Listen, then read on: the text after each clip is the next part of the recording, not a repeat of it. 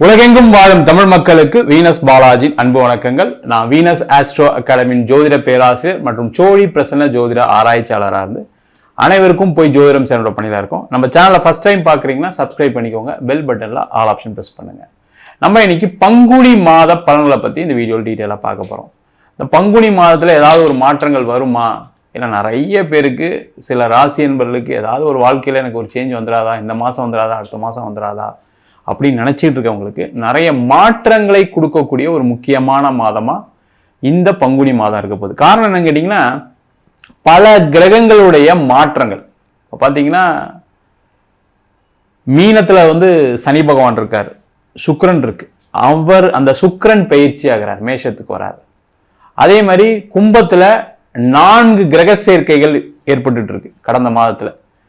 சூரியன், செவ்வாய், புதன், ராகு. அதனாலதான் பார்த்தீங்கன்னா போர் பதற்றம், நிறைய பொருளாதார பிரச்சனைகள், நிறைய பிரச்சனைகள்லாம் வந்திருக்கு. அதுவும் வெளிநாட்டில் இருக்கவங்களுக்கு நிறைய பிரச்சனைகள் வந்து அந்த நிலை மாறக்கூடிய ஒரு முக்கியமான மாதமாக பங்குனி மாதம் இருக்க போகுது.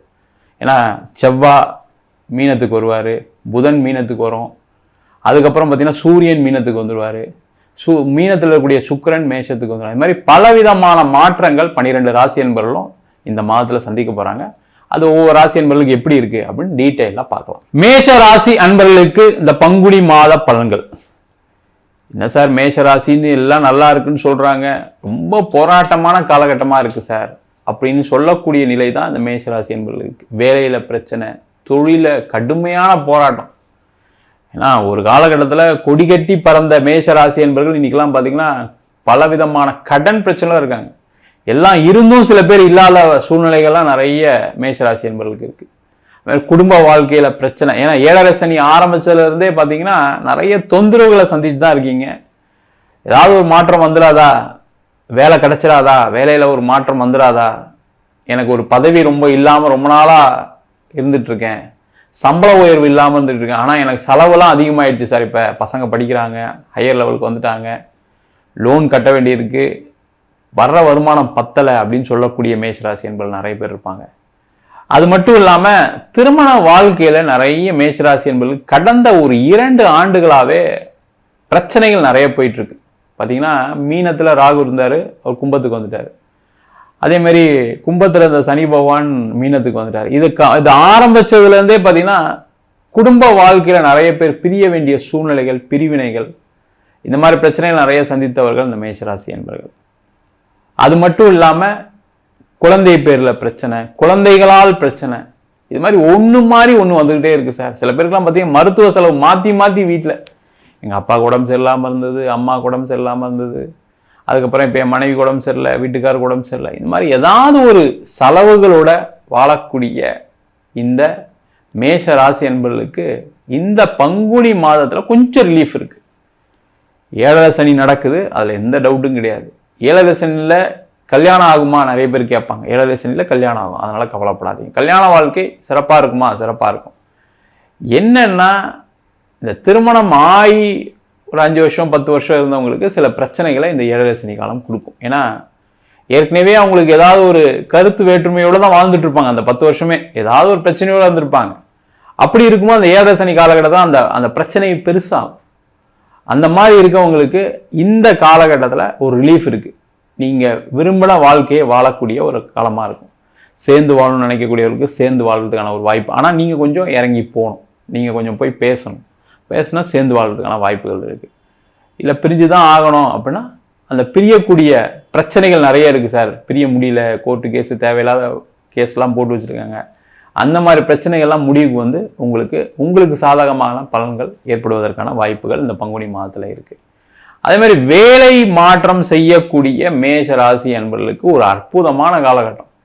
கண்டிப்பா அந்த பங்குனி மாதத்துல வேலை மாற்றம் உறுதியாக உண்டு. நீங்க அந்த எந்த கேட்டகரியில இருங்க. நிறைய பேர் சொல்லுவாங்க, மேஷராசி சார் எங்க சார் 45 வயசுக்கு மேல சார் எங்க சார் வேலை மாத்துறது, இப்பெல்லாம் யார் சார் வேலை கொடுப்பா, 50 வயசுக்கு மேலே யார் சார் வேலை, அப்படிலாம் கிடையாது. நேரம் காலம் மாறும்போது கண்டிப்பாக காலங்கள் எல்லாத்தையும் மாற்றும். அந்த மாதிரி மாறக்கூடிய ஒரு அற்புதமான வாய்ப்பு, வேலை வாய்ப்பு உங்களுக்கு மேஷராசி என்பவர்களுக்கு மாறணும்னு நினைக்கக்கூடிய மாறலாம். அதே மாதிரி வெளிநாட்டில் இருக்கக்கூடிய மேஷராசி என்பவர்கள் நிறைய பேருக்கு இப்போ பிரச்சனை நிறைய போயிட்டு இருக்கு. இப்போ நம்ம நிறைய பேர் ஜாதகம் வெளிநாட்டிலேருந்து பார்ப்பாங்க. அவங்களுக்குலாம் பார்த்தீங்கன்னா பிரச்சனைகள் நிறைய இருக்கு. ஒரே ஒரு விஷயம் மட்டும் தெரிஞ்சுக்கங்க, பிரச்சனைகள் எவ்வளவு இருந்தாலும் சரி, நாட்டில் குழப்பங்கள் இருந்தாலும் சரி, இன்டர்நேஷனல் லெவலில் எவ்வளோ பிரச்சனை இருந்தாலும் உங்க ஜாதகம் நல்லா இருக்கு அப்படின்னா பெரிய பாதிப்புகள் வராது. பயப்படாதீங்க. உங்களுக்கு ஒரு பிரச்சனை இருக்கு, எனக்கு வேலை சரியில்லாமல் இருக்கு சார், வேலை போயிடுச்சு சார், இல்லை ஏதோ ஒரு பிரச்சனைனால வேலையை இழக்க வேண்டிய சூழ்நிலை எனக்கு இருக்கு சார், கம்பெனி மூடிட்டேன் அப்படின்னா உங்க சுய ஜாதகத்தை பார்த்துங்க. ஏன்னா எல்லாருக்கும் பிரச்சனை வருமானம் வராது.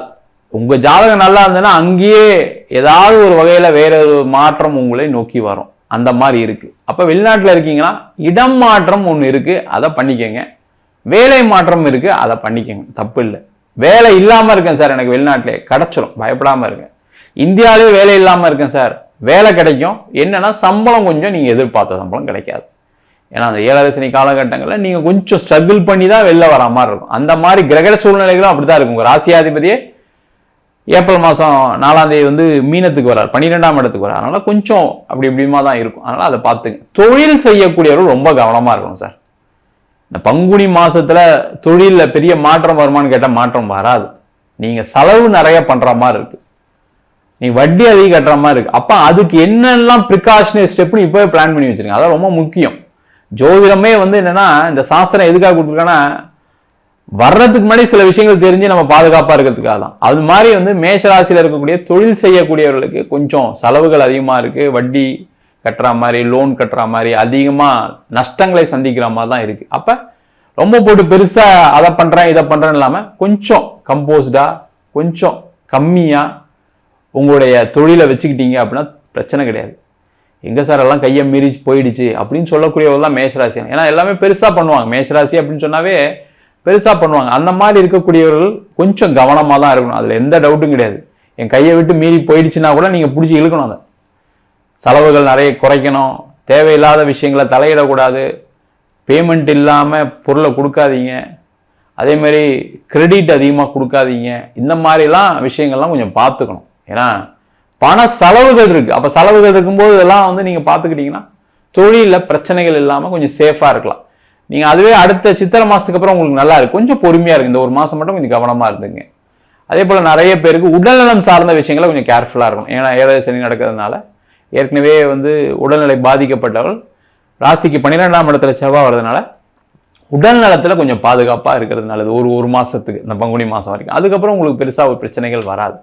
கொஞ்சம் கேர்ஃபுல்லா இருக்கிறது ரொம்ப ரொம்ப நல்லது. நம்ம சொன்ன பலன்கள் அனைத்தும் பொதுவான கோச்சார பலன்கள். உங்க ஜாதகத்தில் இருக்கக்கூடிய கிரகநிலைகள், தசாபுத்திகள், நிறைய பேருக்கு பிரச்சனை அடையக்கூடிய காலகட்டம் எப்பன்னா ராகு திசை, கேது திசை, சனி திசை. நிறைய பேர் என்ன சொல்லுவாங்கன்னா சுபகிரகங்களுடைய திசையெல்லாம் நடந்தா நல்லா இருக்கும்னு சொல்லுவாங்க. நிறைய பேருக்கு சுக்கிர திசை நடந்தே நிறைய பிரச்சனைகள் சந்திக்கிறாங்க.